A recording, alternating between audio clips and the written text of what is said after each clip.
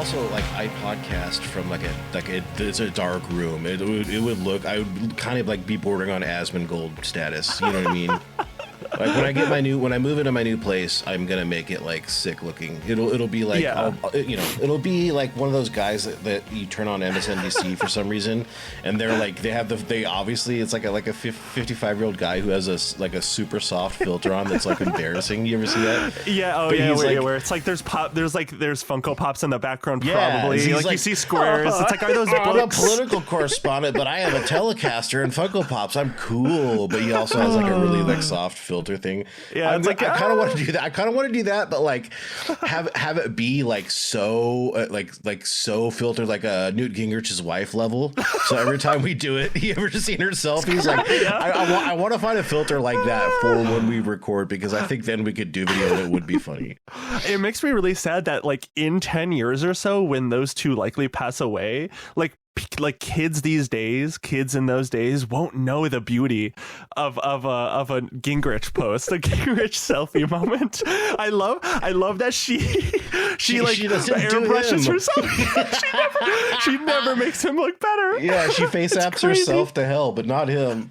It's so good, dude. No, she hates him. Like, that's the only explanation, is she's like, fuck you. Or he's like, or he like explicitly is like, no, I do not want what you're doing to yourself. You're too smooth. It's like Smooth the Bernie, that old Newt Smooth Gingrich Bernie photo. does not know what is happening. There's no way that man has any idea you could edit photos. Like, he doesn't know. People show him like Obama, like fucking AI edits, and he's just like thinks it's actual Obama. Like, there's no way. He still has like a BlackBerry. Like he doesn't know like modern. He's probably phone technology. never touched like an iPhone before. He probably thinks Obama is still president somehow. Yeah. Oh my God, no. There's we're getting to that point with all of those people where they're just like very clearly all sundowning, and it's like you could probably throw a dart at the board and to like figure out which one has dementia, and you'd probably be right, just with pure random chance at this rate. Yep. And one of them being the president, probably. I still think my theory is I still think he sort of has like dementia, low key. Did you see a story today? I know we're way off in left field, but fuck it, whatever. No, it's fine. It's fine. He was doing, I don't know, he's always yapping, you know, in the podcaster president. I don't know what the function was for, but he was doing, maybe it was just a press conference. I don't know, but he was yapping and he was talking about, and he's doing his like demented old man story where it doesn't really make much sense, but he's talking about how when he met with President Xi, who he was like, great guy, he's very smart, but whatever, doing all that. And then he was talking about how like all of Xi's like political aides are just stand there in silence and don't say anything. Yes. He's like, I wish I had that. JD won't stop talking or whatever. And then he like goes, and then he like points at JD. He's like, can you just give me 3 days of that, JD, and not interrupt me? It was so goddamn funny. It was like meandering old man story, and then he just roasts JD Vance. Like, he hates him. He hates JD Vance so much. He's like so mad at Trump Jr. and Eric for like turning Vance onto him. He wants to like beat his kids.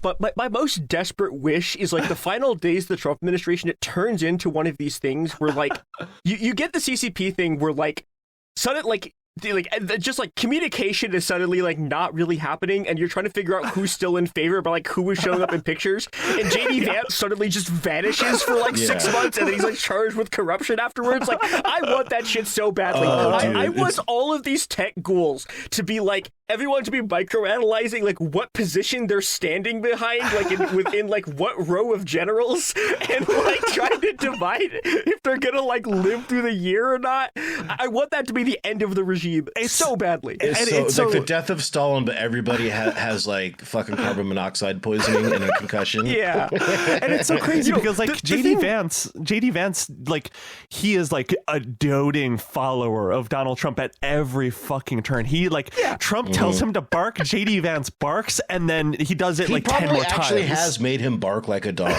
Yeah, probably.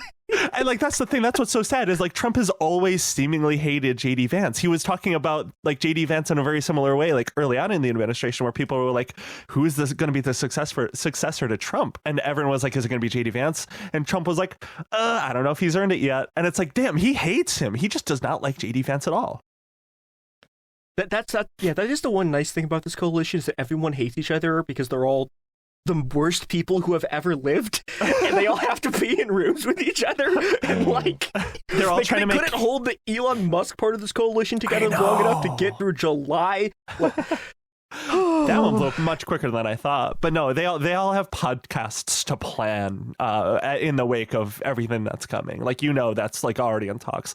Who's going to be the co-host on what show? It's going to be like JD Vance, Dan Bongino. It's going to be like, I don't know, Barron Trump and like Big Balls or whoever. Like there's going to be a post-regime faction, a realignment via podcasting. There has to be a Nuremberg 2, specifically so these podcasts don't get made. This is my pitch to you all. Nuremberg 2, or you have to listen to Barron Trump fucking going on Joe Rogan every single goddamn day. I think the biggest loss in the early Doge days was, this was even before Doge started, when Vivek Ramaswamy was supposed to be like the co-chair of Doge. I don't know if you remember that. Yeah, what the fuck? There was supposed to be the Vivek and Elon Musk podcast, the Doge podcast that they were going to do that we never got to hear. I mourn the loss of the worst podcast of all time. I really wish they did that. Oh my God. Whatever happened to him? What's he up to? He's in Ohio, and he's like going to be running for governor, or already is. Great. But yeah, he's probably going to be governor, but the part of the problem is a lot of Republicans hate Indians, and like if you go to any Vivek Ramaswamy reply section, it's just basically a lot of like gripers, insane racism, or threats of like deportation and like all of this stuff. It's like, you're not a real American. He kind of missed his shot in this, because like if he'd been doing this in like 2019, I think he might have been able to pull this off, but they're just too racist now. Like, you can't do the like, oh, I'm a non-white person who hates the woke left. Like that's no. Like you are going in the wood chipper. The only way he could be doing what he's trying to do now is a world where Trump didn't become president in 2016. That's the only world where he would have like a future beyond maybe where he's at now. He could, I don't know, he might get governor, but that's far away.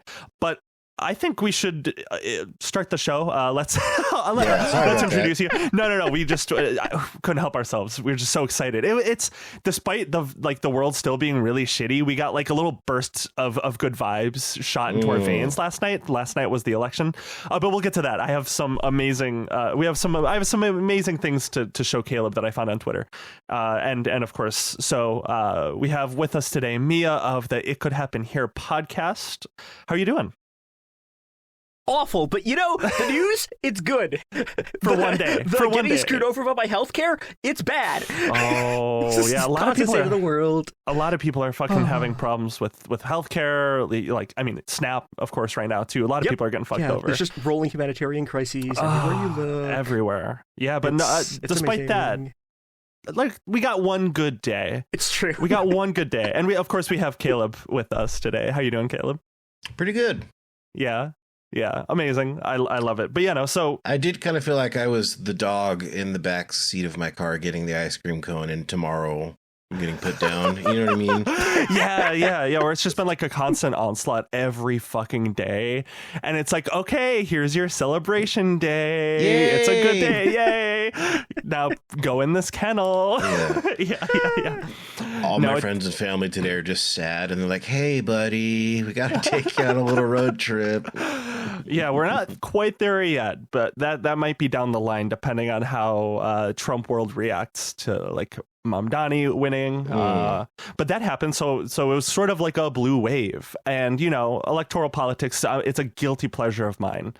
And the most satisfying part of it for me is watching, I kind of get it when conservatives are like, oh, we love liberal tears, because I love conservative tears so much too. So I'm going to send this doc. So the first page is different tweet reactions, like pretty much right after they called some of the elections from last night. And, so the very first one I think is my favorite fucking one. It's Michael Rapaport, which I'm sure you guys know who that is. He's like that Zionist. He's the Zionist. God, he posted, I couldn't fucking believe this. He posted the fucking what's this one called? It's like the lib, the like crying lib, the classic crying lib from 2016, the one that they always use. He posted it about himself. He posted the no. He posted that about himself. Like, I saw this and I'm like, does he know what he did? Like, did he mean to quote tweet this on something? Did he just post it? It's still up. He like posted the crying lib about himself. I saw it. I couldn't stop laughing for like literally 10 minutes. I was like, I got home, I saw this, and I just could not stop laughing. The self-posting awesome lib. It's so good. And no, it's like, to me, that's like the peak of yesterday. There's nothing that beats that one. Just so fucking perfect. But we also got George Santos. Oh my God. Caleb, do you want to read this George Santos one? I'm genuinely honored to read this tweet. Yes. Yeah. Fuck you, Curtis Sliwa. I hate you, your dumb wife, that stupid beret of yours, and your fucking cats. Get his ass, dude. Fuck him up. So pissed. Honestly, Comrade Sliwa for staying in the race and being like the one Republican. Like, let's be honest, he's probably really awful and evil and a bad dude. He is. But he's like a rare Republican these days, where he like sort of is still like, he's like a normal guy in the sense that he actually believes the things he's like running on and stayed in the election. And a lot of people fucking hate him for that. It's so fucking good. It's also so funny that all of these people have, like, you can look at the vote totals and go, it wouldn't have mattered if every single one other candidate had dropped out of the race. And every single one of these people is still convinced that they would have won if somehow like everyone else had dropped out and magically transferred. It's like, we have eyes. You can see the vote totals. Like Zoran got like what, 50.5, which is close. But the assumption, it's the same assumption that Democrats always make when they talk about like inter-left fighting, where it's like, Bernie didn't endorse at the right time, he didn't drop out at the right time, and she didn't get the same amount of votes because of this. It's like they assume that all 100% of the votes that Curtis Sliwa got would have gone to Cuomo, which is just not true. It would have been a lot tighter. But that's just like a fake world that is not a world we live in at all. I feel like if you're voting for Curtis Sliwa, you're sick. You're so a nihilist. Cool. You know what I mean? Like, you're not voting for Cuomo. Yeah, I literally. I respect voting for Sliwa more than I respect voting for Cuomo. Honestly, same. Because at least that is, I am voting for a Republican and not I am voting for just like it's that Big Lebowski quote. Say what you will about the fundamental tenets of National Socialism, dude. At least it's an ethos. No, but that's so real. Like, I mean, the like whole pathetic, like the reason why Cuomo's campaign felt so pathetic was that he was like doing this like, oh, I'm a liberal, but we got to line up. We got to link up with the conservatives. We got to be like, we have to embrace this like crazy racism, this like post 9/11, like anti-Islam racism that is just like out of this world and insane, and like do weird AI ads and that are just like bafflingly odd. And like, did you guys see that, like the Bill one where it's like the pregnant Bill, the Schoolhouse Rock one or whatever? Yeah. Where it's like pregnant Bill. And it's like, at first I was like, this is like the craziest ad of all time. There's no way this works. But in some way, I think it did work in the sense that he knows the type of voter he was going for. It's the type of voter that sees AI ads and is like, hell yeah. They like eat that shit up. Like, he wasn't going for like young vote. He was going for like crazy boomers who are convinced by AI ads. Like he hit such a like awful I just part can't of the say, demographics. like, how depressing it is that you're right, by the way, but that's a voting block that we have to consider now.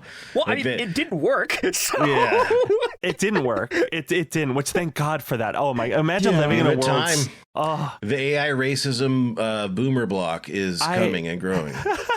It's weird. I don't know if we talked about it on this show, but I was having a conversation recently where it's really odd that I forget who pointed this out to me, but for most of the history of like modern technology, it was always quickly embraced by young people and like younger generations, but AI and generative AI especially it has been adopted quicker and more seamlessly in like older demographics than like boomers and Gen X, more so than like younger people. Like there are a lot of young people that do use it, but like in terms of like when people are polled on this, it's like younger generations are a lot less likely to like generative AI than boomers and Gen X. And it's a weird like inversion, like a weird inversion on technology. And I feel like we're going to continue seeing that with a lot of new technology going forward. It's a weird, really strange state to be in. Well, I think that's because AI, in a way that's different from the rest of like the history of the internet, was, you know, I mean, like you can talk about like the invention of the internet in terms of like NORAD, but like it wasn't designed from the top down to be an instrument of fascism.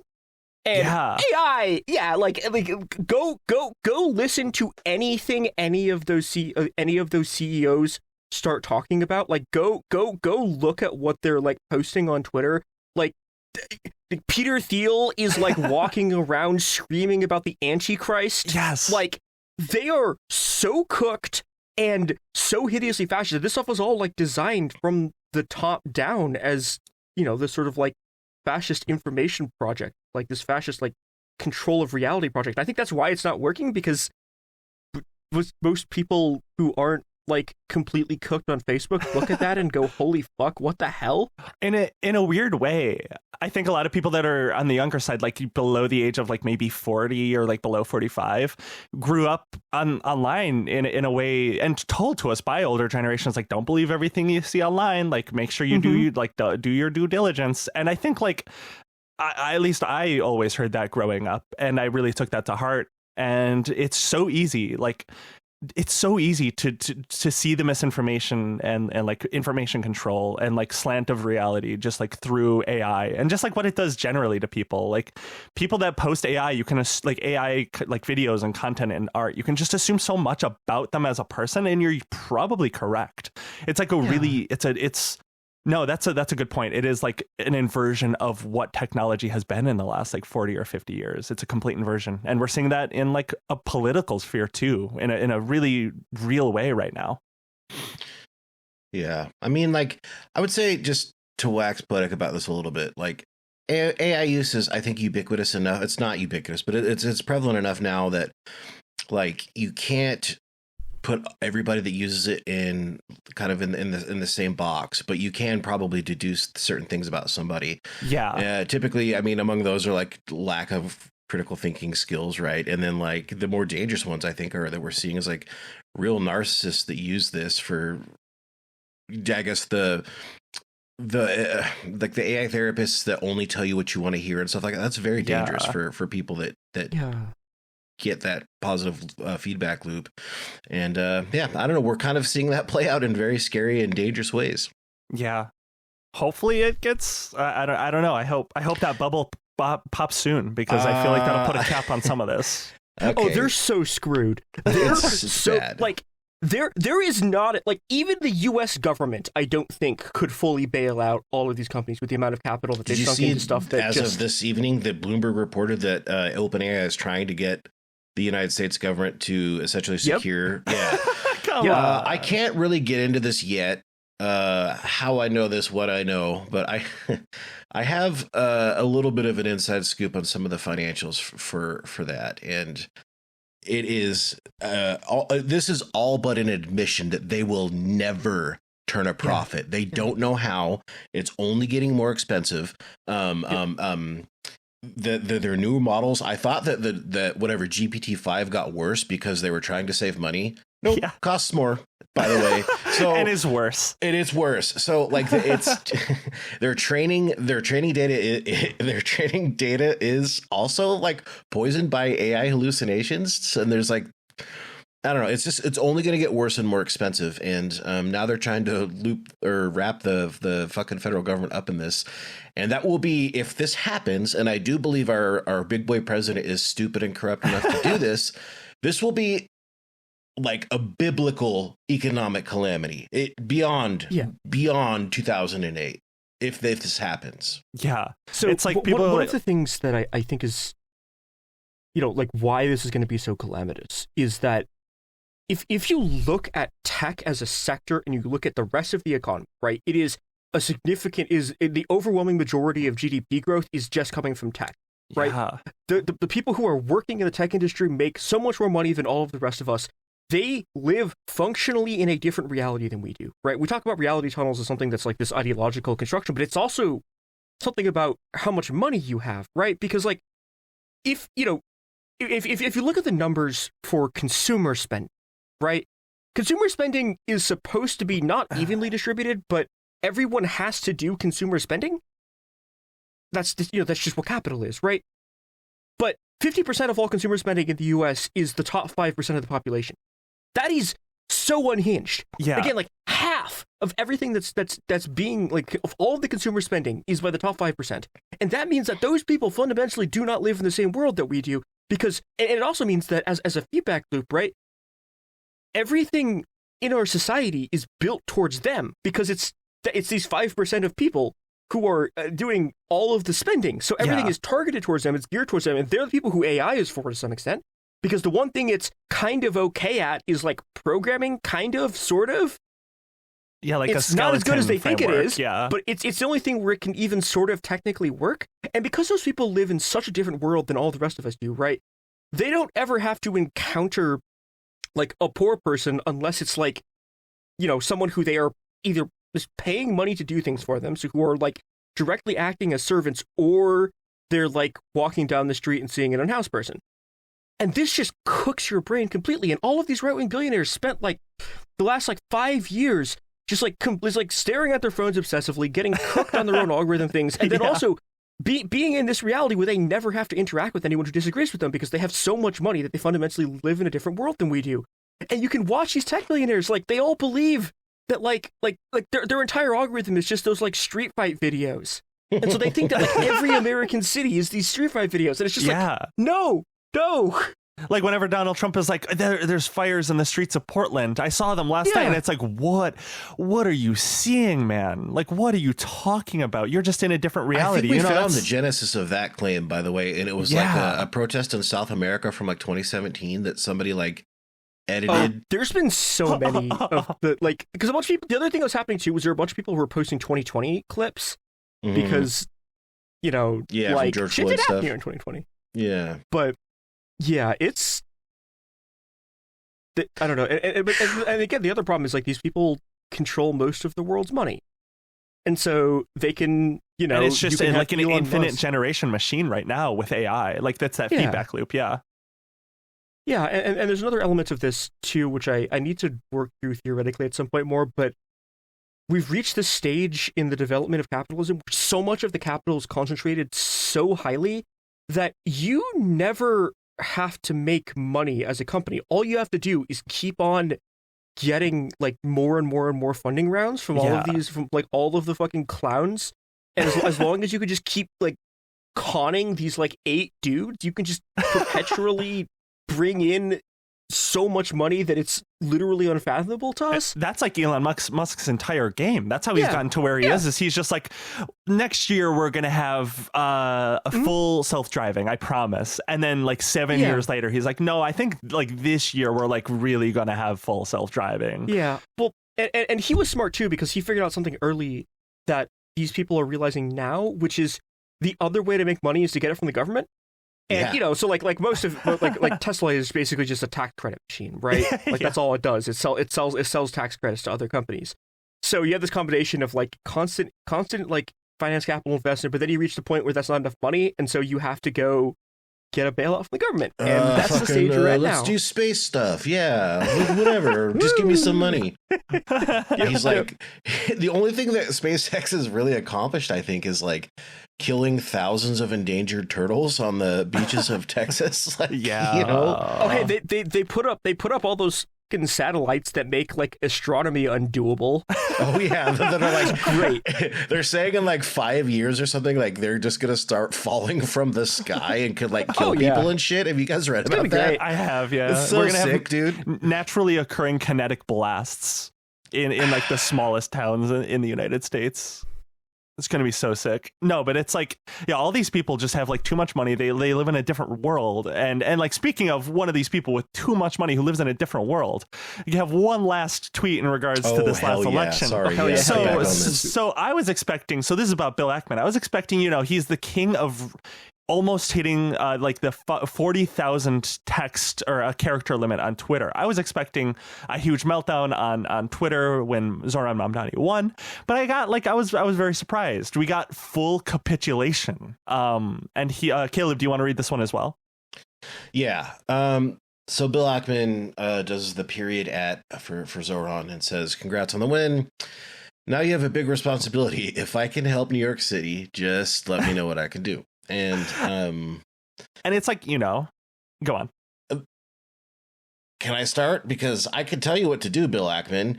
Shut the fuck up and pay your taxes. You lost because people are tired of like you and that fucking Canadian pervert from Shark Tank that's like, I just want to have a conversation with Zoran. It's like, why would he talk to you? Bro, this is why he won. Everybody hates you. Shut up. Yeah.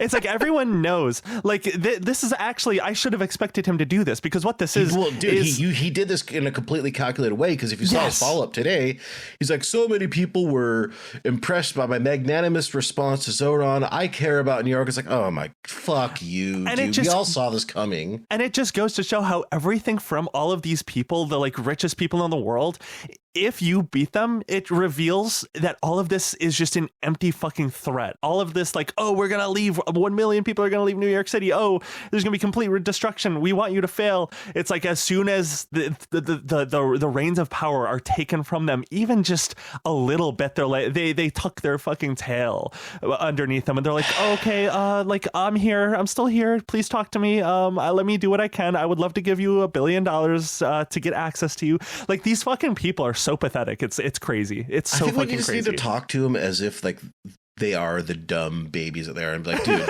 Bill Ackman, here's what we're gonna do. We're gonna disrupt the childcare industry. Here's how we're gonna do it. We're gonna make it fucking free. But he was like, yeah, disrupt. Like, we're gonna disrupt it. No, that's a crazy idea. Yeah, like use tech talk, like the tech bro talk. I have always thought that the way you pitch Block to these people is tell them that Block is move fast and break things.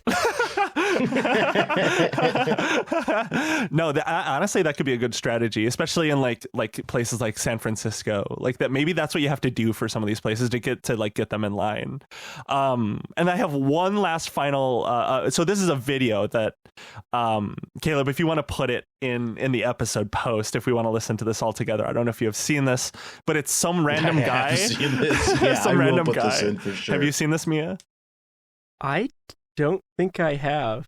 There was an amazing meltdown at the Cuomo party last night at the election. Just like the most New York fucking guy possible. It's amazing. And then Caleb, you'll put it here. Curtis? Yeah. I'll send it to him because he yelled at me today. Good.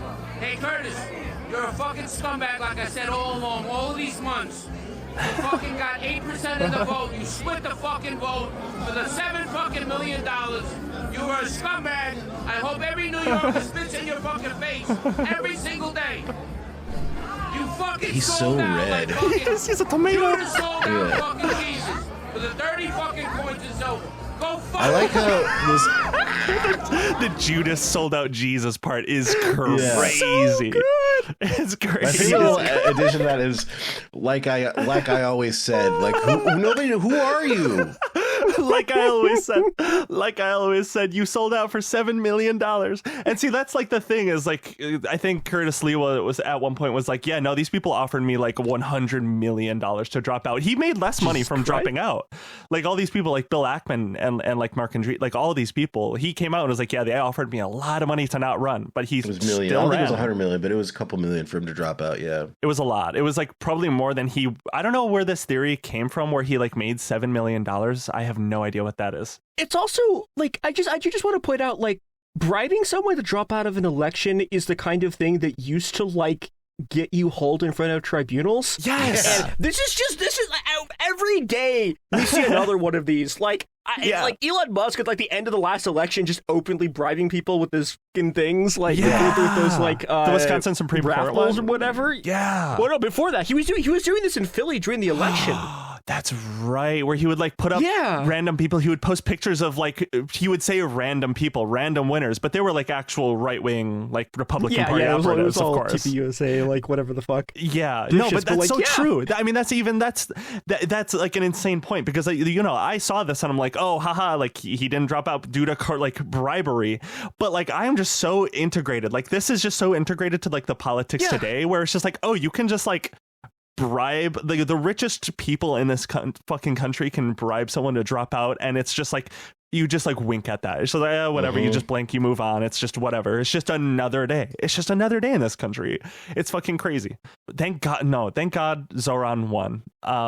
Jesus Christ. It feels good to live out a little bit. Like, it was fun. Yeah, it was so fun. It felt good to live out. It felt good to see my enemies suffer a little bit. Like, the thing too is like, you know, if me, I don't know if you live in New York, so don't take offense. And to the people, we have a lot of New York listeners, of course. I think it's a normal thing to say this shouldn't be offensive, but I don't really give a fuck who the mayor of New York is. You know what I'm saying? Like, so if it doesn't pan out, okay, there's just no skin in the game for me, really. But it's awesome. It's all upside. It's like playing with house money. I mean, like, the thing is, like, I totally get that, and I to an extent do agree, but like, it's one of those things where it's like, we're better off as like a left-leaning movement and like a leftist, for sure. Like if he wins. I mean, they're already openly admitting that they're going to like spend millions to sabotage his whole, you know what I mean? Like, so it's like, okay. And nobody likes the mayor anyway. Whoever, like, I don't know, has anybody ever liked the mayor of New York specifically, let alone any mayor? You know what I mean? Mayors are for people like me to get pissed off about and go to like town hall meetings and fucking yell about how we need to like remove signs from. And I've done that, by the way, and I'll do it again. But nobody likes the mayor. That's like the big city curse. Like Brandon Johnson is the mayor of Chicago right now, and like, my God, he came in. Brandon Johnson. Yeah, he came in and like he had a very similar electorate to Zoran, where he had like a lot of. He brought a huge youth population come out to vote for him, and like, you know, he was like a left-leaning guy, or he is, I guess, but he came in and he's had like some blunders. He had a couple of missteps, especially when it comes to like transportation and like some appointments and some of the people he put in his administration. But like, you ask, like, he's a very unpopular mayor generally, but like, you ask the average person and they're like, I saw this like a couple of times the other day just online, and they're like, yeah, no, I hate this guy, but I don't really know why. Like, that is like, that's just sort of the vibe for mayors, is like, you will just eventually sort of hate them.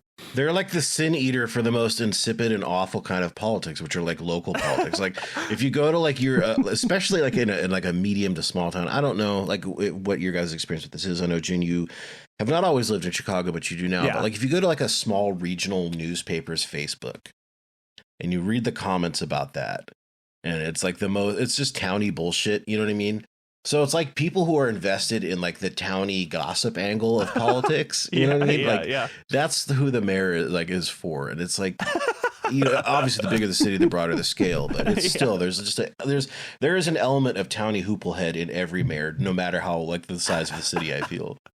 No, it's sick. It's so sick. It's one of those things I hope never changes, at least to an extent. It's a very frustrating part of politics, but it's pretty funny to watch sometimes. Yeah.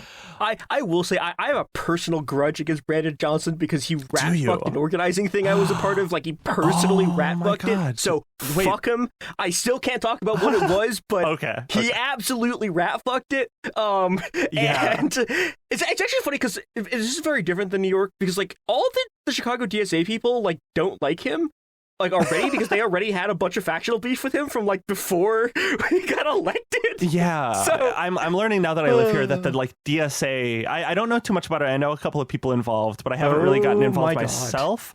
I just know that I know a couple of people that have left, not because they're no longer left leaning, but because it's just sort of a mess and not like ideal.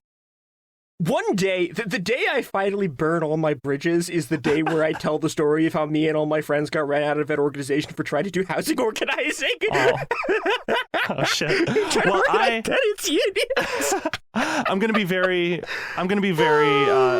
know what, I'll have to get involved. I'm gonna get involved in Chicago DSA very soon. I'm gonna find my local chapter. I'm gonna figure it out. I need to I think it's a force for. I genuinely, of course, I think it's a force for good. I think it's a good, very. Well, good it's also like, you know, TSA is incredibly branch dependent. Some of them are good, and also Chicago, so there's like a million branches. There is a million, on different sides of the city, and blah blah blah blah blah. But also, I have so many grudges. I think that's like the average experience for like some DSA. I was in there for a while, and I've accumulated. No, but that's like awesome. That sounds really fucking fun, though. That sounds awesome. That's so cool. Like, this is the sort of politics we need. It's just like sort of like weird factional beef that like 10 people know about. It's all like this. It's all like your worst enemy who personally rat fucked you, like, is now running a city. I'm realizing in the last like year that a lot of like more local politics you get, a lot of it is just like housing. It's like housing discourse. That's like what it's all about. Yep. Yeah. And a lot of that is driven by the same people who are doing the stuff that we're going to talk about, because a lot of that stuff is driven by all of these tech fascists, because, you know, everyone's rent is too high, and if you can convince people that rent is too high because we're not marketing enough, like we're not letting the free market enough, then they won't do things like, what if we had rent control on a very basic level, or like what if instead of having rent, we didn't have rent, a thing that we could do, but we don't. Nope, we got to have our profits. Yeah, no, the tech oligarch, these like corporate fascists, these billionaires are trying to do like really fucking bad shit. Bill Ackman, one of the worst to do it, but you know, let's bring it back to Elon Musk. So I don't know if you guys, I'm sure you have at this point, but Grokipedia. I when I saw that he like was doing this, I genuinely I thought it was like one of the funniest things ever, because Caleb and I just like did an episode of this show like a month ago now, where we just went over a lot of like his newer, like a lot of Elon Musk's like flops, where it's like we talked about baby Grok and like all of these like really dumb things that he does. Grok AI, all of this stuff. So when he announced like Grokipedia, it was like, what the fuck is this about? Like, this is going to be some horse shit. And I don't know if you guys have used it. Have either of you gone on Grokipedia at all? Yeah. Oh yeah. Nope. I used it a whole bunch in preparation for this. Did you really? Wait, what did you do on there? What did you go look at? I found a whole you go look up anybody from the Third Reich and see if the tone strikes you as oh no, interesting. I have a note on here about that. Yeah.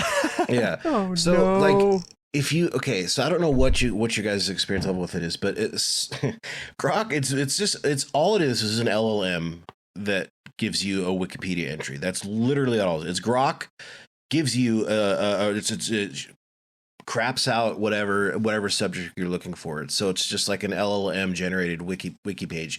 The thing about that is Wikipedia is the main source of training data for Grok. So a lot of these articles are like word for word taken from Wikipedia and just put on Grokipedia. And then with the occasional just like maybe malapropism or just weird racist stuff, you know, it's just like hallucinations, just, you know what I mean? So it's like, it's literally just Wikipedia, but worse. And then by any objective measurement, you know what I mean? Like, there are obviously problems with Wikipedia, but the entire point is that it's all humans working democratically to make sure that the information is as accurate as it possibly could be. And then the AI just takes that, pukes it back out, and then it like fucks a few things up, because that's what LLMs do.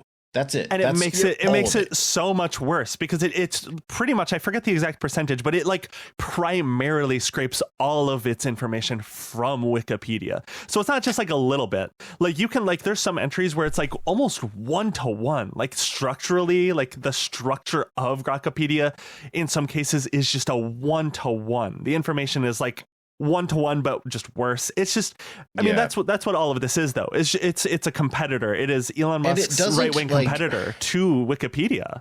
It doesn't like, here's the thing. You know how LLMs work. They're basically just kind of like a very fancy autocomplete, right?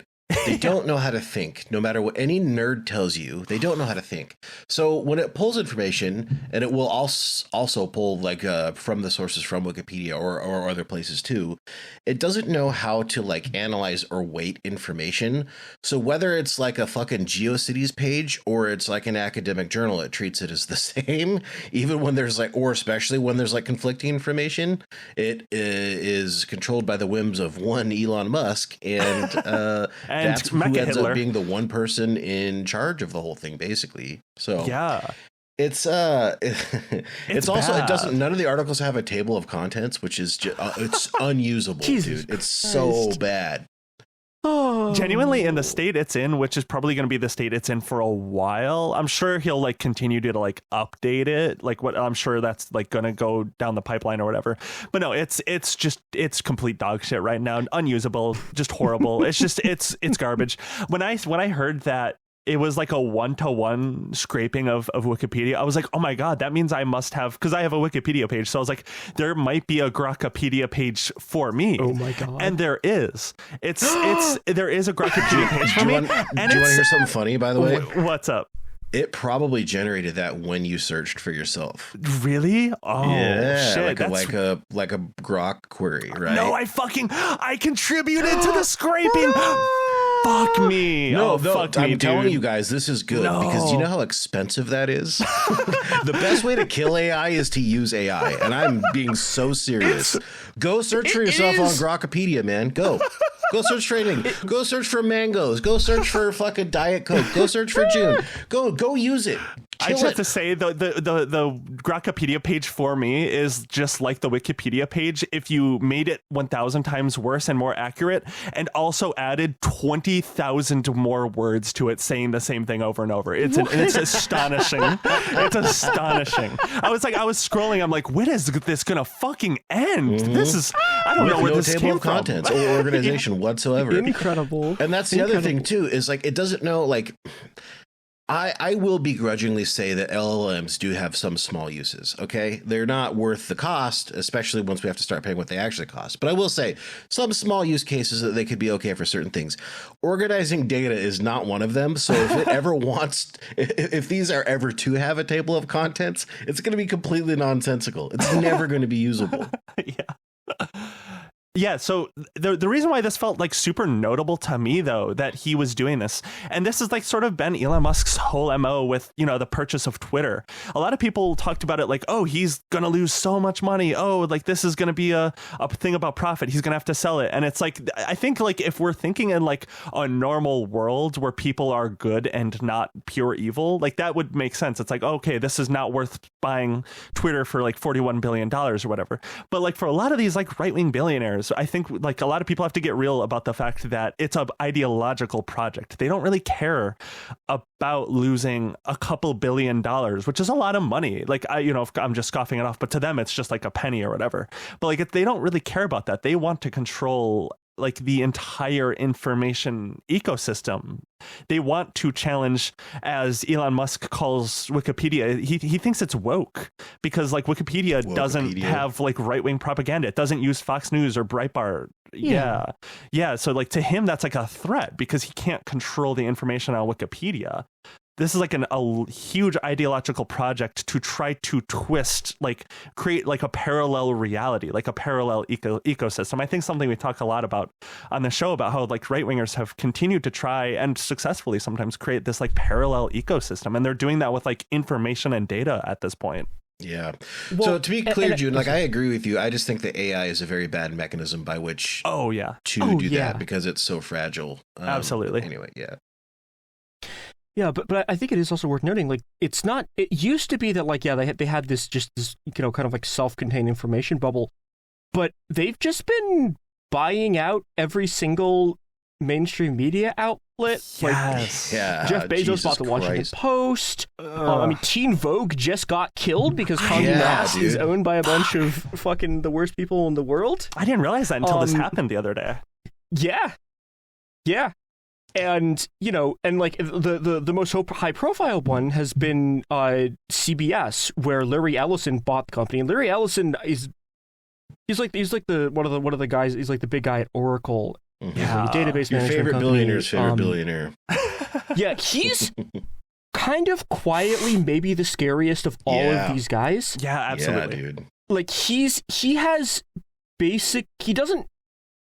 good at not publicly saying how absolutely completely fascist he is, but he is one of these like network state guys who like believe that like the state should literally be a corporation with a CEO sort of monarch running it, and that they should be the monarch, and that these like literally cities should just, the government should literally be a company, A true they think that technocracy. like yeah, and they think that as the U.S. collapses, they're going to seize control of like and they've been like starting their own cities in order to do this. They've taken over cities in other countries, and he's one of these guys, and he just bought CBS, and that's how Barry Weiss is now the sort of like fascist commissar of CBS News. And she's so willing to do that. She's so willing to be that person. And that's like part of the problem too. Her security detail cost $10,000 a day. That's so funny. That's I'm sorry. Like, nobody gives a fuck enough to kill Barry Weiss. Like, nobody thinks about Barry Weiss. Oh God! I know that's a dark thing to think about, but of all the people that should be worried about getting cracked, I don't think anyone cares enough about Barry Weiss to do that. She's just the front guy. Yeah. She's just the front man for these people. She's the useful tool. She's the pawn, and she's a willing pawn. I just don't think that rooftop voters and schizos and stuff like that have ever read a very boring op-ed about how you should be nice at work or whatever bullshit shit. You know what I mean? Yeah, like why Tom Cotton was right to be able to publish an op-ed in 2020 about saying that you should use the military and U.S. civilians. She did that, right? Oh my God, I forgot about that. That was her whole thing. Was she left over that fight and then tried to claim that she'd been forced out by woke? And it was like, no, bitch, you retired. Like, you quit. You had a make work dream job. Like literally, you had. Like, what conservatives imagine affirmative action is what you got at your shitty columnist job, and you quit because you were trying to do this media grift, and now she's running. Yeah, CBS. I mean, and it's also worth noting that Ellison, Larry Ellison, is also it's his guys who are going to be the people who would, if the TikTok deal goes through, it's going to be him. Yep. He's gonna be part of the board if I remember correctly. Him, somebody at Fox News, was it? What's his name? One of the guys that in charge of Fox News.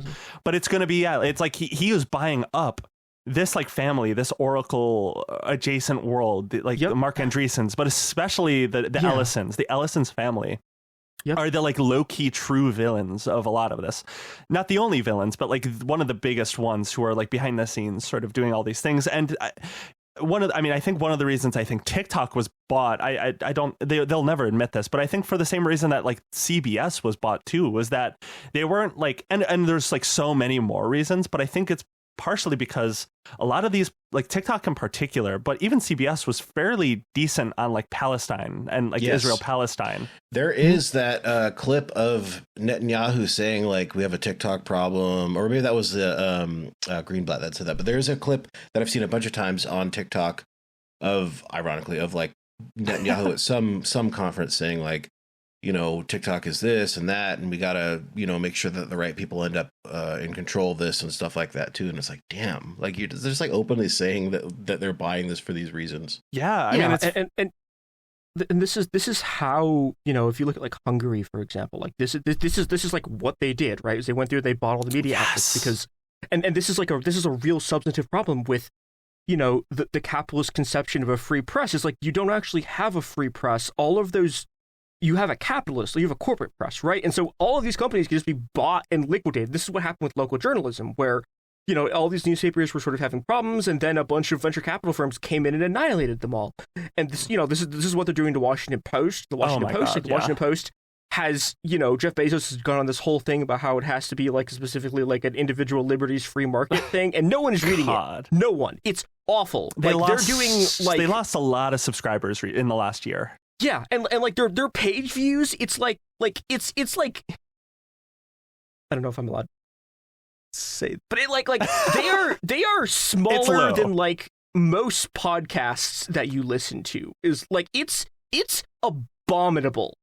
How low their paid subscriber count is now, and how low it's nightmare, and that's that's what Jeff Bezos wants, right? Which is he wants an institution that has the legacy that nobody reads, that and everything that is in it that theoretically has that kind of credibility is just the fascist propaganda that he wants put out. And this is the same thing that they're doing with CBS, and Paramount and all of these firms. It's a concerted effort to corral all the media, especially under Donald Trump. I mean, Donald Trump is using law and all of the infinite money that he has under from just himself and all the like grifts he pulls on his like voters, but all the billionaires that he has in his like cabal to just basically force all of these companies to either pay him or go bankrupt. It's a very very fascistic, very intentional strategy that he is that basically every capitalist, every big capitalist is running right now, and they're trying to go as fast as they can. They're trying to do this as quickly as they can to like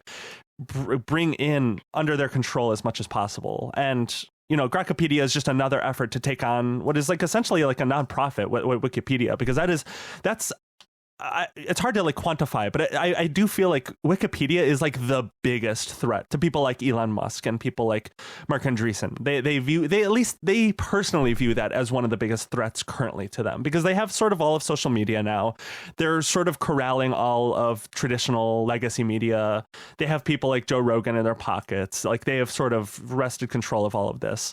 But so I just have a couple examples. Not I won't read directly from them. But Caleb, you were right about anyone from the Third Reich. Oh, so the way that Grokipedia writes about these people. So I just have 3 examples of different categories that you can maybe look into. And of course, these are all like political. They're all very contentious political ones. Like if you go to just like a tomato, you probably won't see this. Like the Grokipedia page for tomato is probably like fine.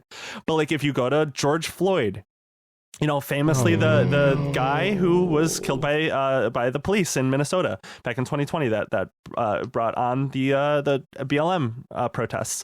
If one of the first things, at least when I last looked, that was said about George Floyd was that he likely died from a fentanyl overdose, which is like a far right conspiracy theory. Christ. Yep. Yeah. Yep. And if you search Elon Musk, it ignores anything to do with like his Nazi or like far right tendencies. It'll often portray him as like a centrist or sort of like not like far right at all. It doesn't. The Wikipedia for him mentions like the Nazi salute that he did. Grokipedia just totally wipes that from history. And if you go to Adolf Hitler himself, the big H, it talks about like the way that it talks about Nazi Germany and like under his control. It's like, yeah, their economics were like this. They did a lot of these things. Wow, like it was like they're like glazing Adolf Hitler in a way that's like not directly glazing, but it's like this feels very like slanted in a very intentionally like in a very intentional way, and it's like this is yeah. If you're, and I'm sorry to cut you off, June. I wanted to speak to your point because it is intentional. If you're listening to this and you're bored and you want to help, you know, take money from Elon, go on Grokipedia and search for Albert Speer, the official architect of the Third Reich, and just just go read that article and tell me that that's normal. And I was reading about this on there was a Guardian article, I think it was, that had come out a few days ago about this, and I wish I remember who wrote it so I could credit him. But they were actually interviewing the guy who wrote Albert Speer's like biography. That was like, well, no, like that's not at all. It was just like little things too, even that it was like it omitted facts or that he had multiple wives and stuff like that too. But then it was just kind of glazing him over because of, well, they might have fucking did that whole thing, but hey, they wanted to build some pretty cool buildings. You know what I mean? It's really uncomfortable, like darkly uncomfortable. Yeah. No, it's not ideal. Not an ideal state of things. These people have like way too much money. They can just like they can like just burn this money. There is that truth. I remember that article that came out, Caleb, to speak on the point of like using the AI cost them more money. I think it was like there was, I forget exactly what it was, but it was people like typing "good morning" into like an AI. God, do you remember that? Where it was like there were so many people that would type "good morning" into like ChatGPT, and it would like cost so much money, which is like hilarious. But it's also like, Jesus, like there is this moment under Trump. Hopefully it'll temper now that like I don't think they're intentionally going to temper this. Of course they won't. Like they're still running this grift. But like I hate to lib out again a little bit more. But like Zoran won. He put Lena Khan in his transition team, which she's the former FTC head. I do One think of like that like 7 good people in this country that have ever like held any sort of important office. Yeah, probably undeniably the best part of the Biden Biden administration. She's like genuinely really fucking good. So I do think there's good things to come, at least of the like New York front, which is like a big part of this, like Bill Ackman, he is in New York. A lot of these people have like bases in New York. Time will tell, I guess, what will be done in New York with some of these people, what will be done about these people. But I don't know. I hope the wine moms, I hope like the Jennifer Welches of the world, the wine moms keep this up, because they're I don't know. I think I dunked on them a little. I made fun of them a little bit too much back in 2016, but they're like, I don't know, they're kind of cooking. They're kind of cooking right now in some capacities. They're going fucking feral. Yeah. Yeah. But this is I think the thing that's really important about, as we're watching all of the fascist media take over, kind of the problem with it is that they've hollowed out the media so much already. Yeah. That it's like they're, it's like, yeah, okay, you've like stolen the loaf of bread, but you already stole all of the inside out of the French bread loaf. Like there's nothing in there. Yeah. And it's like that, they've achieved like what should be like unprecedented ideological dominance in the US, and everyone hates them. That's every true. Single chance anyone has to like vote against them, to like go outside and scream at their federal agents, like everyone despises them. Every single poll, everyone is just like, these people suck shit. We hate them. And it's not that's working. like genuinely great news about this last election. Like, it's not like it was a good reminder that, like, I feel like with the show we always end on like I hope things get better. Things kind of suck right now though. But like that's actually a really good sign that all of this forceful takeover of everything is going to just continue to backfire to an even larger degree the more they do, because people I'll give some people credit in this country. People actually do not like being told how to think and what to do, and like people even like sort of like centristy people genuinely find that absurd and awful, and will that's baked into the American ethos, like the rugged individualism, you know what I mean? So no matter what, you're never really going to get rid of that left, right, center, Yeah. And I just wanted to say, like, you posted something last night about this, June, that I thought was pretty insightful, that we all just kind of forgot, I think. And this was you that posted this, right? That like, yeah, that they won on like they're a minority that barely won, and they won only because of like the fact that the Democrats didn't really like have a good showing and people were unenthused with whatever. And we've proven that actually people will show the fuck up if you give them something to vote for. And also, Gavin Newsom, you don't have to fucking throw trans people under the bus to fucking accomplish it. So go fuck yourself. Yeah, there is hope. There is. Live out. Literally every single candidate that won the other night did not step down from like trans rights at all. Like, she's a CIA agent, but like credit to her, Spanberger. She was like very pro trans. I'll give her credit there. Like, it's not a liability. Stancil had that one post where he was like, we can fucking, if you throw away trans people now, it's like we can die in a ditch alone or face this together, or whatever his post was. I was like, damn, like Stancil was cooking with that, dude. Some of them get it. We don't have to do that. No, and we shouldn't. No, my most living out moment was, and this is like I think that was like my indicator that they're fucked. Yeah, was this is like a couple of months ago. There was a special election in Western Iowa that I only know about from like my electoral friends. Yeah, it's like it's not like a city. It's like it's a gerrymandered carve out district where they took like a little bit of like a city, maybe it was Davenport or something, like a really small city in Western Iowa. Davenport's cool. And they did they carved out a district of like a little bit of the city and then a whole bunch of rural area as like a gerrymander carve out. And this is a district that went Trump by like plus 12 or something. And in the special election, the Democrats won by 10, and it was like a kind of progressive person. And it's like, if they are getting their shit handed, they're getting rocked in rural, like Western Iowa. They're getting rocked. It's like, no. Everyone hates them, and the reason we all feel insane all the time is that all of the media is telling you constantly that these people are popular, that this is the will of the people. This is like the mandate that they apparently had. Yeah. And no, everyone hates them. The moment, like everyone, it was like a bunch of, like, the Democrats ran on nothing. And then the U.S. is a country entirely motivated by price go up, and inflation happened. And then the moment the Republicans took power and everyone had to like actually like live with the things that they do, everyone immediately went, "Oh my God, this is awful. We hate them." immediately. And that's the crazy thing is like they won, like Trump won this last election by like maybe a percentage and a half, which is like, you know, that's really close, all things considered. Biden won in 2020 with a wider margin than that. Not to give him too much credit, but like, I mean, they got that really slim victory in 2024, and they were like, oh, what this means is that we can all just be really openly fascistic and bring groypers into the government. Have to do everything. We can ignore all norms and blah, blah, blah. Like, also, I just got to say, like, the reason Biden beat Trump was in the debate when he went, will you shut up, man? Like, that's the thing. We gotta just tell these fucking dorks to shut the fuck up. They just don't stop. I'm so tired. And like, you know, I'm not very much on Twitter anymore, but like for a certain period of time, you would open fucking Twitter. And this is part of the whole information ecosystem too. Like the White House purposely uses social media the way it does because they think if they can constantly blast out propaganda all the fucking time, it'll keep people in line, it'll keep people engaged, it'll keep their base excited, amped up, which obviously, thank God, it didn't work at all. But after a certain period of time, it started from like early on in this administration, like every day I'm like, oh my God, have you seen what they posted? To like a couple of months ago, I'm just like, shut up. Like, I'm so tired. Why are you posting Halo AI, like ICE ads and shit? This is just so exhausting. Watching you act like this and being like involved in like very hyper specific gaming culture war to like promote fascism is just so I'm tired. I'm just so tired of seeing this. It's not something that you do if you're winning by wide margin. You know what I'm saying? Like if they really had everything that they want and they felt secure, Trump wouldn't have posted the AI video of him dumping poopy on what's his name, Harry's assistant. You know, like that wouldn't have happened. Like they're not all doing well. This is not like they don't. They're desperation. Say that again. Sorry.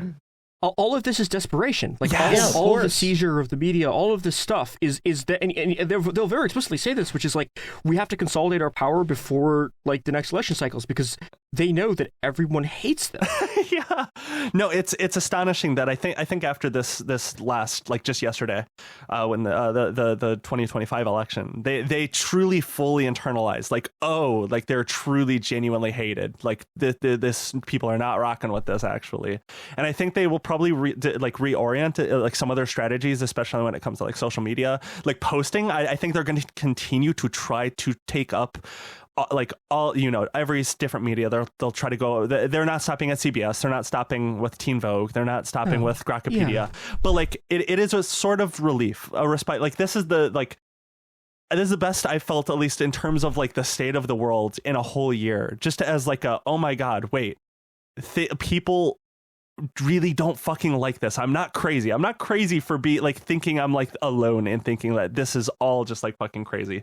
So they're going to continue to try to consolidate, but it'll continue to blow back on them. I do think that. So finally, we have some good news at the end of an episode.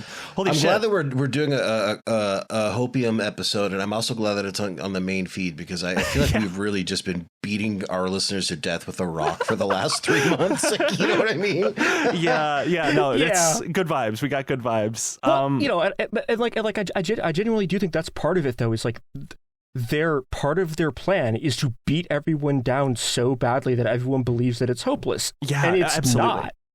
This is not like 1936 Germany. Like it just isn't. Everyone hates them.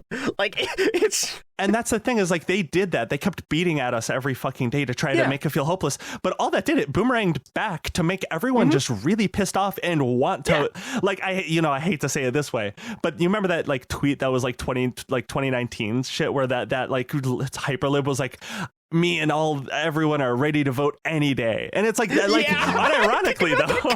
Unironically, that guy was just a little too early. Vote right fucking now if I could. But like that they're so like sick. And like the truth of that is like this constant beating down on like the reality that we live in. It made people it like created an unintentional fire under people, I think, and I don't think it'll just go away because Woke they're 2 like it's underway. The dawn. The precipice of Woke 2. Woke 2 is just beginning. I don't know who posted it, but it was the rainbow gun pointing at the back of the guy's head. It's like put your pronouns in your email. Whatever. The pronouns are back in the email. Pronouns are back, dude. I'm gonna just pronouns start are mandatory. I'm gonna just start adding pronouns in every email I send and just see what happens. I'm gonna just like test the waters, and then I'll like start to get back email responses with pronouns in their like little footers as well. It's gonna like that'll be how we test it. Everyone's gonna like just go back. Google is gonna slowly reverse it to the Gulf of Mexico. Like it's gonna be a very slow process, but woke is back, woke 2, and it's a smarter woke. You know, it's not the woke of old where we just sort of like had weird infighting about like flag discourse. This is strategic woke.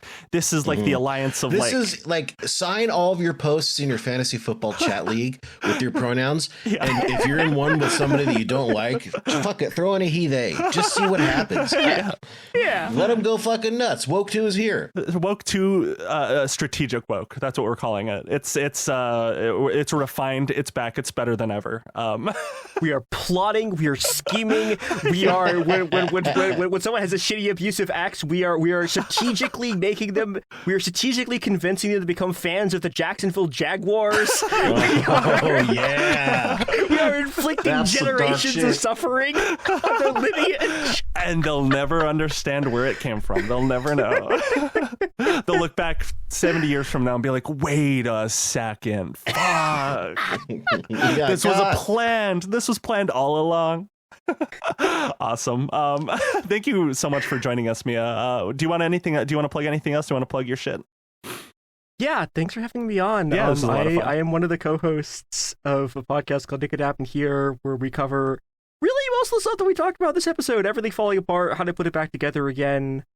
Yeah, go listen to, I don't know, I have no idea when this episode's coming out, but tonight, we had probably. Oh, hell yeah. So I think, okay, I also don't remember what dates are, but like, a little bit ago, we did an episode that was an interview with these workers who are like who were at Chicago's only union bookshop, at the Seminary Co-op in Chicago, nice. And it was really good. They were great people, and we talked a lot about the ways that anti-union organizing functions in the same way that abusive relationships do, and I think that's cool, interesting, and that sounds awesome. Yeah, it's a really good framing, and it's also like the more I think about it, the more it's like you can. People who are new to union stuff will just like say things to other people they just shouldn't say, and it's like, okay, if you frame it in terms of like someone hasn't be like you're trying to get someone out from their abusive partner, don't tell that person's best friend their plans. Like you can teach people OPSEC, and and it also it's. Unfortunately, one of the few things that can prepare you for the like psychological terror campaign that's going to be inflicted on you by your bosses when you try to form a union. So yeah, it's a good episode, and go check it out. Go check it out. Great show. I also just want to shout out Mia is primarily the reason why I even started podcasting. My very first podcast appearance on anything ever before I had any podcasts was like a 3-year-old episode of It Could Happen Here, talking about goblin mode and like media. And I was talking on my phone. I was a different gender. Yeah, I think you were at the time. Yeah. It was really funny. But great. I thought it was a great episode, not just because I was on it. It was really good. But it was my look upon your works, ye mighty, in despair, Mia. This is all your fault. This is why I'm where I'm at. It's all because of you. But no, go check out that show. I call it the low key homie show. It's the low key high key homie show, sister show of Kill the Computer. I invented that, so you don't whatever. It's the sister show. It's happened. It's today. It's been by decree today. But go check out her stuff. Caleb, do you want to plug anything? Yeah, I mean, as always, listen to a 60-minute drill. It's coming out tonight also, I think. We did I don't know if you guys know this, but from 1981 up until basically he announced his candidacy, Donald Trump has been trying and failing to buy an NFL team in various forms. Yes. And the way it's like a Rube Goldberg machine of just like failures. The way that he tried to like infiltrate, it's a really fucking funny story. Obviously, this is Arif's whole thing. We talk about the USFL and all that stuff, and I don't know. I mean, like Arif had enough notes just for this episode to write a book, which I think that he should probably just do, frankly. So it's really good. I do love the like probably real fact that Donald Trump failure to get involved with the NFL is like the exact equivalent to like Hitler failing out of art school. It's like Dude, a complete, yeah. Quite literally. Like if one of the multiple times that he tried to get the Colts or the Cowboys or the Bills or fucking the Patriots, whatever, if one of these times he had just gotten a team, we would be in a different timeline. It's crazy. Yeah, no, go check that out. And then go check out my other show too, Ill Conceived. We just did an episode where we talked about Matt Iglesias' book 1 Billion Americans, and it was a bad book at the time, and it's even crazier in retrospect. Yeah, I haven't listened to that yet. Oh, I can't wait. So I don't know if you know this, Jude. I actually read that book. Yeah. Oh, I read it for this episode. It is crazy. When did you read it? When it came out, I can't remember what the fuck. I was on somebody's podcast to talk about it, and I read the whole thing. Or I don't know if I actually finished. I got pretty close. It was my condolences, dude. I think I still have a headache from reading it. It's crazy. The Bible of stupid ideas. I can't even believe it. Like everything that sucks about America would be 10 times worse if he did. Like if this plan came to fruition. And there's like this amazing thing now. I totally agree, but and not to spoil too much in the episode, but there's this amazing thing that in retrospect, in the world that we live in now, Matt Iglesias cites conservative writer J.D. Vance as a moderate, a realistic version of the future of the conservative party post-Trump. And it's like, my brother, holy shit, you missed it. J.D. Vance fucking missed the sale. He fucking fell for it. And I couldn't believe it. It was insane. Matt Iglesias is like the Michael Jordan of being wrong. It's fucking crazy. It's crazy how wrong he is. Yeah. Oh my God. So yeah, go check back out. to back. No one's ever done it like us. Incredible. Incredible guy. So go check out It Could Happen Here. Go check out 60 Minute Drill. Go check out Ill Conceived. And if you're still listening, the government is still shut down. So that means we still have our 50% off sale on our Kill the Computer Patreon. And you can just use longest podcast sale in history, dude. Yeah. Longest government shutdown. I can't think of, I don't think there's ever been a Patreon sale that's gone longer than 35 days. And as long as the government is shut down, we're continuing the sale. So just use Depression 50 at our Patreon to get 50% off for our full episode archive. But I think that's everything. So awesome. Thanks for joining us, Mia. Mia, thank you so much. It was really nice to meet you. Yeah. Bye. See you guys next time. Take care.